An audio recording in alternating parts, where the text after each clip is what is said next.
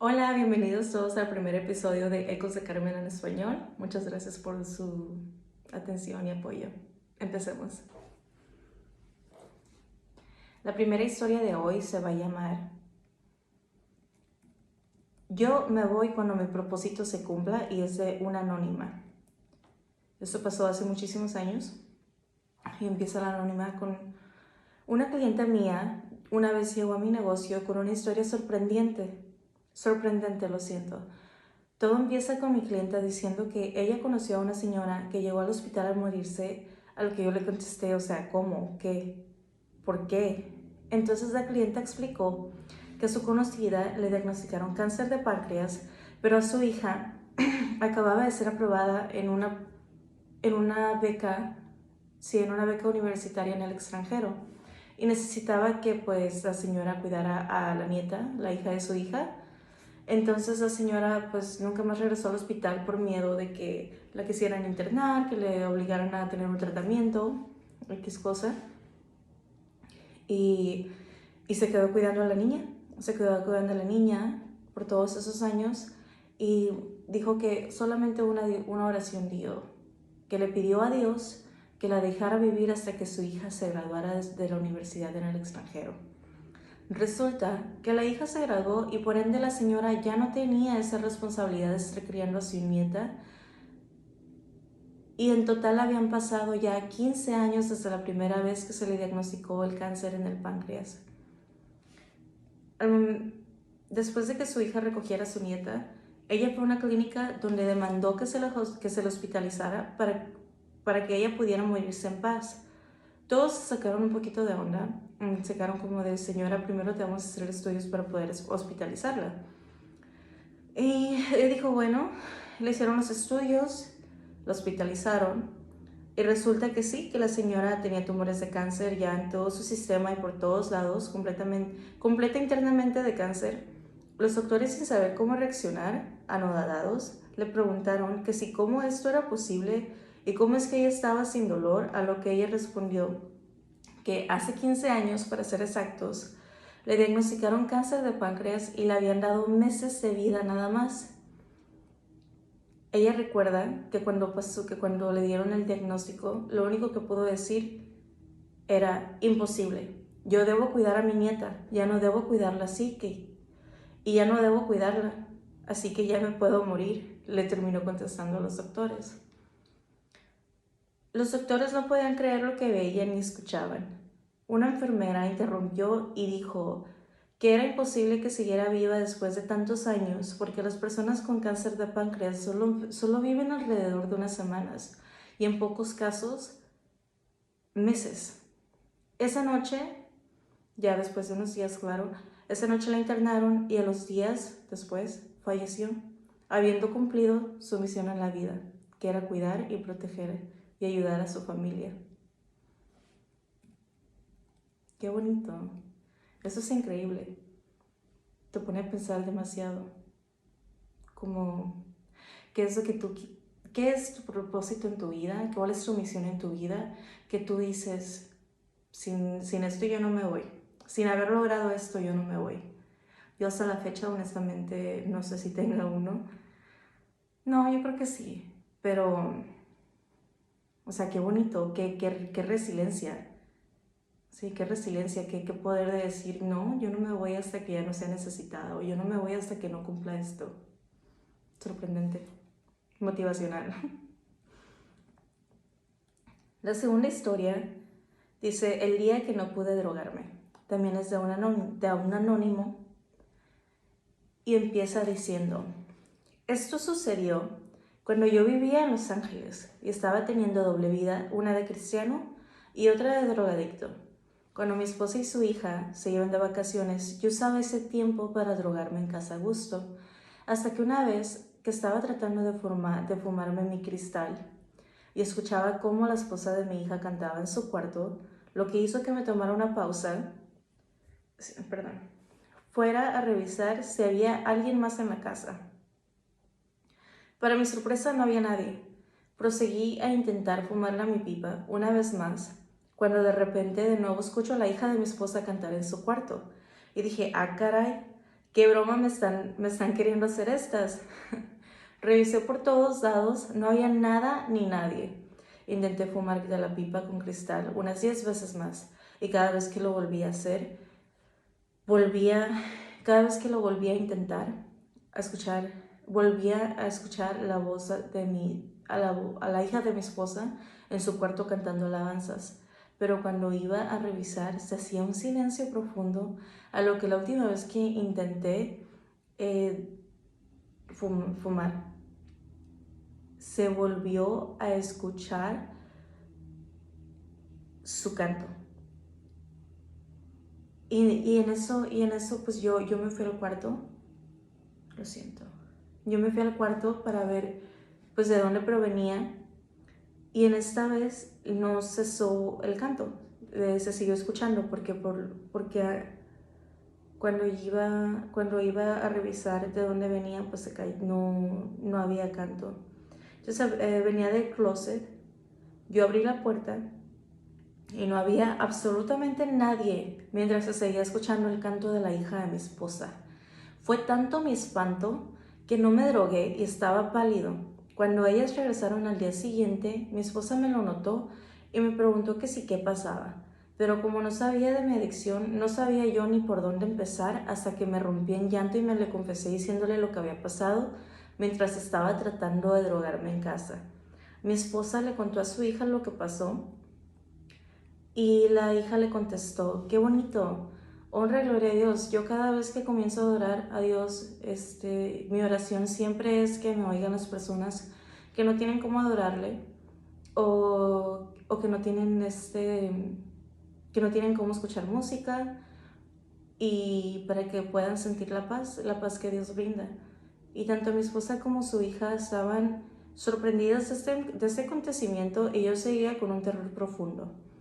Yo dejé de drogarme por un buen tiempo antes de recaer de nuevo, pero ahora he sido sobrio por 3 años y esa historia nunca se me ha olvidado. Inclusive las veces que me drogaba solo pensaba en la presencia de Dios y lo que ese fin de semana hizo de mí, lo que me llevó una vez más, después de años, a una sobriedad completa hasta el día de hoy. Es sorprendente. Me gustan mucho este tipo de historias. Siempre hay algo espiritual pasando. Y no necesariamente tiene que ser malo. Esto es la prueba de que pues también hay pues, la presencia de Dios siempre está presente cuando la necesitamos. Qué fuerte, imagínate. Y también la oración de la muchacha que fue contestada. Imagínate que cuántas otras personas lo tocó sin saberlo, y pues decir pues gracias a Dios, ¿no? Qué bonito se me hace. Se me hace muy bonito. Ok, número 3. Dice: defendiendo a mi madre. Y también es de una anónima. Yo, cuando tenía 7 años, mi familia y yo vivíamos en una esquina de 4, donde se formaba una cruz. Y enfrente de nuestra casa había un terreno baldío donde llegaba la feria de nuestro pueblo, y se vendían hotcakes hotcakes o pancakes en uno de los puestos. Por ende fuimos a comer ahí porque mi mamá no quiso cocinar esa noche. Mientras estábamos en línea tratando de comprar la comida, había una pareja en la cual el hombre estaba golpeando a su mujer en uno de los puestos que estaban al lado. A lo que mi mamá, Estela, le grita al hombre que no le pegara a su mujer, que la tratara bien. Y a lo que irónicamente la mujer le contesta a mi mamá Estela: vieja metiche, él es mi marido, que puede hacer conmigo lo que él quiera, golpearme y hasta matarme si es lo que él quiere. Después el hombre le dice a mi mamá Estela: a la que voy a matar es usted por andar de metiche. Mi mamá empezó a correr, estando embarazada, a nuestra casa buscando refugio, y el hombre detrás de ella tratando de alcanzarla con una furia inmensa, pero lo que no sabía el hombre es que yo era más veloz y rebasé a los dos. Llegué a la casa por la pistola porque, gracias a Dios, mi papá me enseñó a usar desde los 4 años por si necesitábamos protección, y él no estaba debido a su profesión de comerciante. Él por lo regular no estaba en casa la mayoría del tiempo, y el barrio donde vivíamos era un poco peligroso. Ay. Agarré la pistola, me salí y en lo que me salgo, el hombre ya había abierto el portón y venía con una viada y un enojo que parecía toro en pleno torero. En pleno torero, bueno. Afuera de la puerta de la casa hice cargo y le dije, párate ahí, desgraciado. A mi madre no la tocas. Y él dijo, niña, niña, no juegues con eso. Se te va a disparar, se te va a salir un tiro. A lo que yo le contesté, claro que sí, si eso es lo que voy a hacer si te acercas más. Te voy a hacer un tercer ojo si das otro paso hacia nosotras. Y procedí a quitarle el seguro automático a la pistola. ¿Qué ovarios de esta niña? A lo que él retrocedía mientras guardaba contacto visual conmigo y le dije, ni se te ocurra regresar porque aquí voy a estar haciendo vela toda la noche, desgraciado, y te mato. A lo que le terminé diciendo a mi mamá, mamá, ponte a hacer café porque aquí me voy a quedar en la puerta principal toda la noche y necesito estar despierta para protegernos. Mi mamá, asustada de todo lo que había pasado y yo creo que en shock, dijo, ok. Yo creo que yo me hubiera sacado más de onda. Y luego dice, a la mañana siguiente había un escándalo por el canal cerca de la casa que había cerca de la casa. Y le dije a mi mamá que fuéramos a ver qué pasaba, pero como mi mamá aún tenía mucho miedo de lo que había sucedido, prefirió quedarse en casa. Cuando llego al canal y veo que era la misma esposa de este señor que correteó a mi mamá, con la misma ropa, y resulta que era una trabajadora de la feria también. Ya no se supo nada del hombre, él huyó. Esa mañana llegué a la conclusión que él quería matar esa noche y desafortunadamente lo hizo. Gracias a mi padre y a Dios que desde pequeña me enseñó a defenderme porque probablemente sin ello en ese canal hubiéramos sido mi madre y yo. Esto me recuerda mucho a Proverbios, no me acuerdo cómo se llama. Proverbios 18:21, que dice, en la lengua está el poder de vida y de muerte, y aquellos que lo aman comerán su fruto. Esto es tan importante porque a veces no nos damos cuenta de lo importante que son nuestras palabras y de lo que aprobamos, de lo que hacemos nuestro, de lo que tomamos, o sea, todo.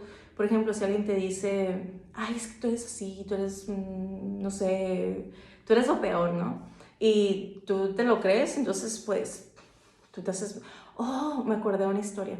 Hay una historia, de hecho, que dicen, hubo unos de los exámenes, ya ves que en Estados Unidos hacen tomar como los SATs para entrar a los colegios, a las universidades y eso. Pues hubo un error y un muchacho que sacaba muy malas notas, él terminó siendo uno de los más altos en esos exámenes.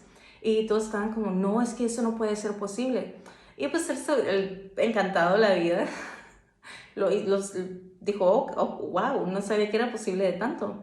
Entonces, él se hizo pues un empresario ya famoso, se hizo millonario, tuvo negocio tras negocio, se graduó, creo que tuvo un doctorado, la verdad, no estoy muy súper segura, bueno, sí segura, pero no me sé la historia tan a detalle.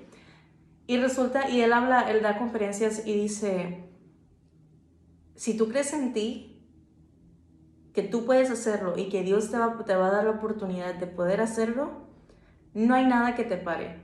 Y él explica que hubo ese error en los SATs, ya con los años se hizo, pues, se dieron cuenta del error que hubo, pero ya era cuando él se había graduado y que ya tenía negocio.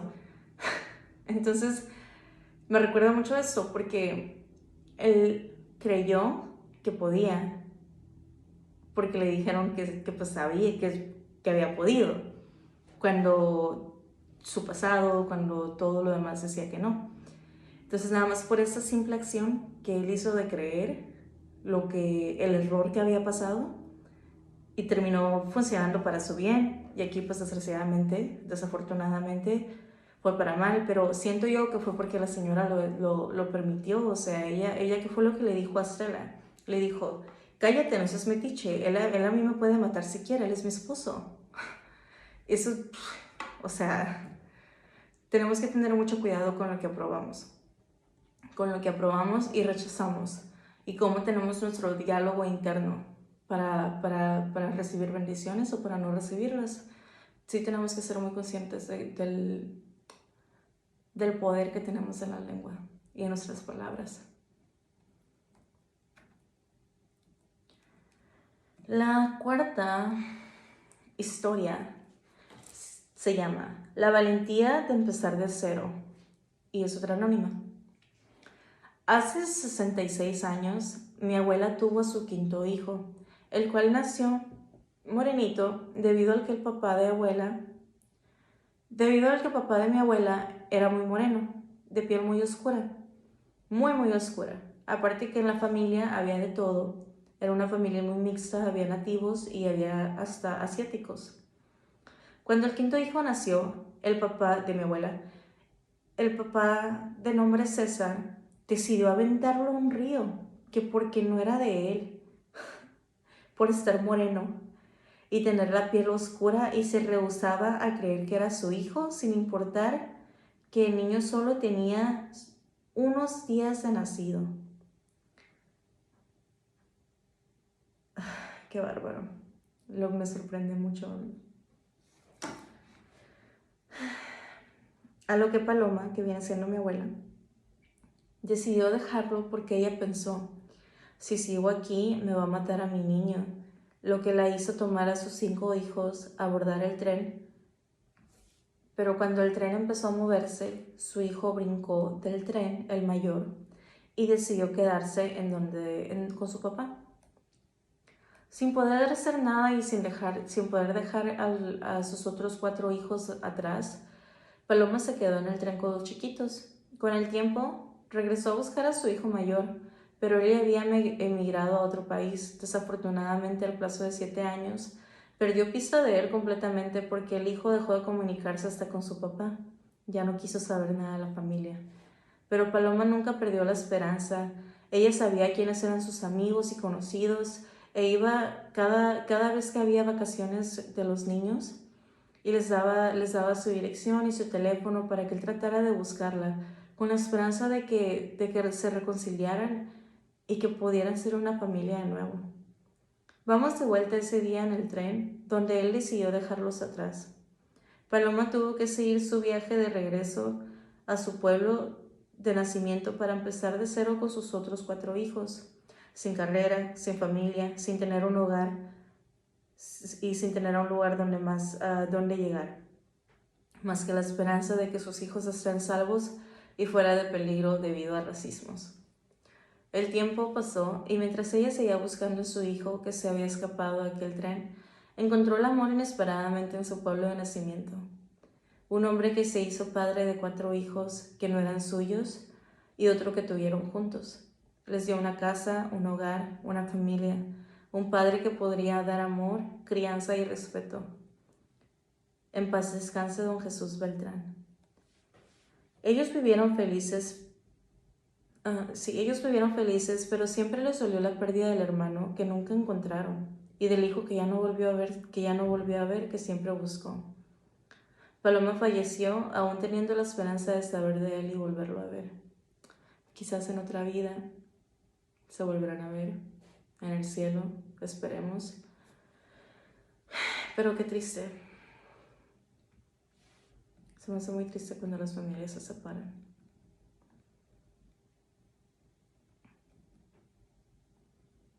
Y quién sabe qué le habrá picado la cabeza al muchacho de haber brincado. Yo creo que dijo, no, pues con mi papá voy a estar bien y mi mamá no, ni siquiera vamos a tener a dónde llegar. No sé, o sea, era ya más grande. E igual, qué tristeza, imagínate. No puedo ni imaginar lo que sintió esa señora. Tantos años sin saber de nada y seguir buscando y que tu hijo no quiere hablar contigo. Ay. Esperamos que ese muchacho esté bien. que probablemente sea señor ahora, pero bueno. La quinta historia dice, la quinta historia se llama Cuando Dios te habla por medio de presentimientos hay que obedecer. Y esta no es anónima, es de Andrea de México, no dice de dónde México, solo México. Empieza. Todo empezó cuando Andrea tenía 10 años. Ella y su abuela habían ido de paseo a un rancho mientras ella jugaba en el patio con una prima y otra niña, hija de una amiga de la familia. Andrea observó que el esposo de su tía estaba borracho. Las mujeres estaban dentro de la casa mientras las niñas jugaban en el patio. El tío político estaba afuera tomando. Y empezó a llamar a Andrea para que viniera y se sentara con él en la camioneta. Pero Andrea sintió como una corazonada, como una voz interna que le decía, no, no vayas con tu tío político. Y recuerda pensar, ¿por qué me quiere llevar solo a mí y no a mi amiguita? ¿Por qué me llama a mí y no a mi amiguita? ¿Por qué no a su hija también? Si estaba jugando con ellas. Se está portando muy raro mi tío, pensó Andrea.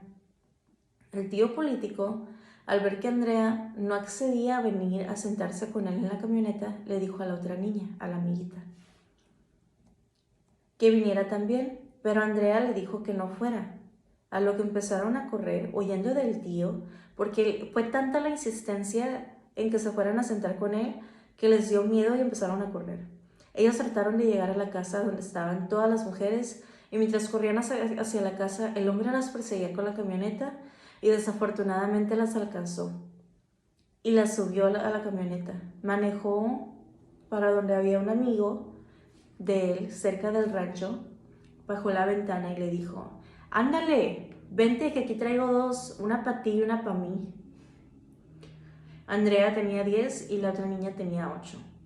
Vámonos al campo. En eso se pararon porque el amigo dijo, ya que iban en camino para el campo, se pararon y el amigo dijo, nos hacen falta los costales, espérate, hay que parar. En lo que ellos fueron a buscar los costales, Andrea pudo abrir la puerta como pudo y jaló a la niña más chica, mientras que ella le decía que tenía miedo, que quería quedarse en la camioneta, y Andrea le dijo, cállate y vente, y la siguió jalando.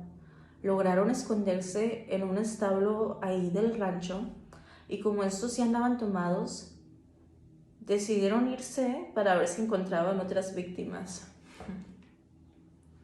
Cuando las niñas vieron que ya no había luz ni sonido de la camioneta, llegaron finalmente a la casa con el resto de las mujeres sin decir nada, súper asustadas.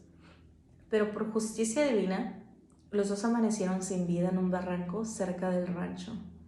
La noticia la recibieron en plena madrugada por un vecino que encontró la camioneta hasta el fondo del barranco.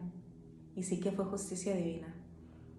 Hasta la fecha, Andrea dice estar segura que si no hubieran escapado esa noche, muy probablemente les hubieran hecho compañía a ellos en ese barranco, fallecidos también. Qué fuerte. O sea, qué fuerte que hace poco yo estaba platicando con una amiga mía y me acuerdo cuando estábamos chiquitas, como de 13, 14 años, hombres de 20 o más se ponían a hablarnos o a platicar con nosotros o a tirarnos la onda.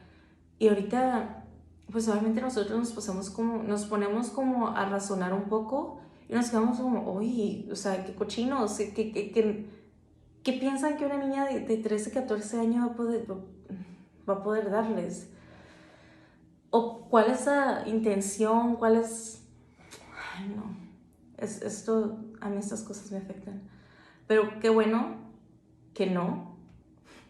Qué bueno que no pasó esto y qué bueno, sinceramente, que hubo justicia divina porque imagínense el daño que hubieran seguido haciendo.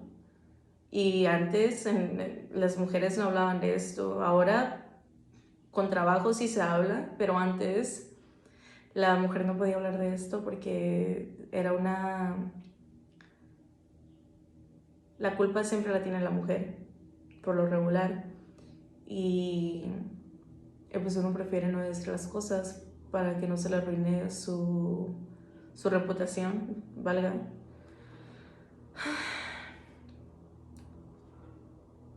Qué difícil. Qué difícil, espero que Andrea esté bien ahora y que siga compartiendo su historia, porque uno sí tiene que escuchar. Uno sí tiene que escuchar a los presentimientos que Dios le da, porque cuando tú sientes, cuando tu intuición, cuando Dios te habla y te dice, ahí no, pero uno va ahí de terco, uno tiene que aprender a decir, ¿sabes qué? Sí es cierto, aquí no, me voy antes de que las cosas se pongan peor. Muchas vidas se han salvado así. Sorprendente, sorprendente. Definitivamente Dios cuidó de ellas. Bueno, eso es todo por el día de hoy. Los veré la siguiente semana en el próximo capítulo de Ecos de Carmen en español. Y bueno, también mañana porque lo pondré en inglés. Pero muchas gracias por su apoyo, muchas gracias por verme y muchas gracias por compartir mis historias. Por favor, mándenme más. Abajito va a estar mi email para que me los manden. Muchas gracias por todo. Bendiciones.